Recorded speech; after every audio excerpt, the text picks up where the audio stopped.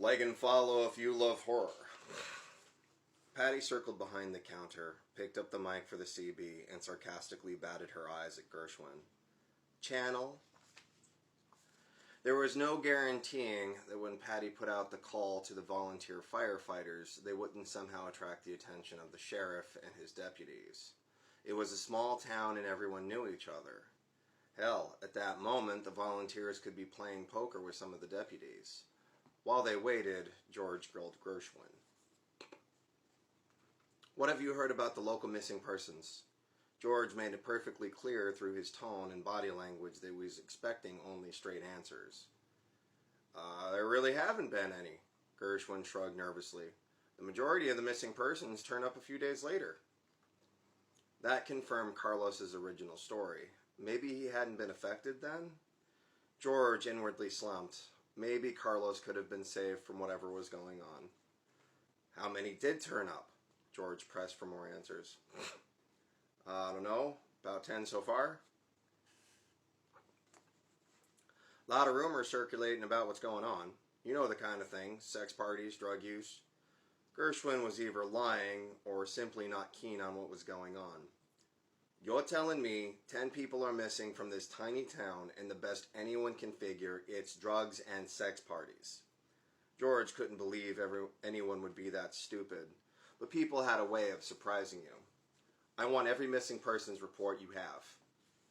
Gershwin obliged without too much fuss, though he muttered under his breath the whole time. He supplied a stack of official flyers provided by the sheriff's department. This is all of them. George asked sternly. Oh, sorry, that's not Gershwin. This is all of them? George asked sternly. Even the ones that reappeared? Every one, Gershwin nodded sheepishly. Patty tapped George on the shoulder. They volunteer boys are en route. I don't know what to say to them to stop them from alerting the sheriff's station, but I was insistent as possible. I got a feeling if they show up, the county boys will be following right behind not long after.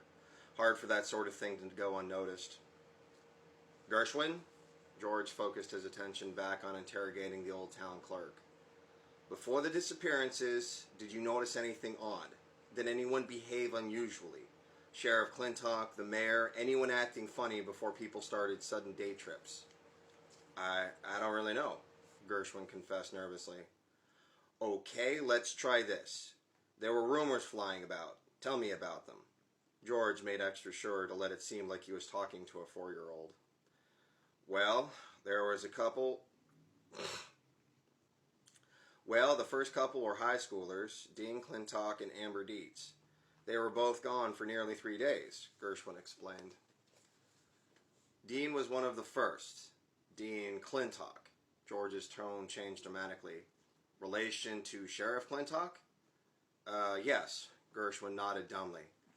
Next couple were also high schoolers. Hell, nobody paid no mind until adults started taking these day trips. No business fooling around with the youngins. George reflected.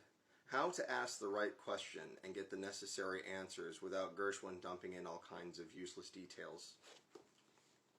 All right. So the first to take these day trips were kids. George constructed his next question carefully. People must have suspected where they were popping off to. Got any theories? Gershwin nodded more eagerly this time. As a matter of fact, Dean showed up at county records a few weeks before he disappeared. He was interested in the old mines up in the mountains, one particular area not far from the town of Moon.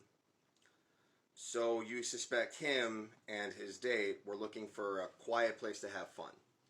George was filling in the blanks. Then other kids started making their way up there to join in on the fun. Then some adults got involved. And nobody ever thought to intervene? Well, some people were up there some people went up there to have a chat with them, but they said nothing erroneous was going on, Gershwin added. Were they gone for...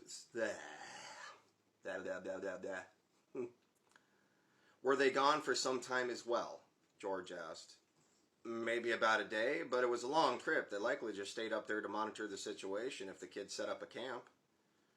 Gershwin seemed more interested in preserving the reputation of said individuals and clearly hadn't caught on to how unusual it all sounded. The sheriff's own boy should have seemed obvious. Dean had been so withdrawn, so intense, so dark. Moreover, his prom date was just as intense. Then George compared Carlos and his intensity last night to the morning before, when they talked at breakfast, and finally previous when he even seemed chummy. George didn't know Carlos, but the change was dramatic over the course of 2 days. Most importantly, if Dean was in on it, and he had gotten to Carlos, he could easily have gotten to his father. Sheriff Eckel Clintock could be intentionally blind to it, or he could be in on it. Either way, they would have to confront him at some point. While they patiently waited for the town to gather, George and Gershwin drew up a map of the area the kids had been going to.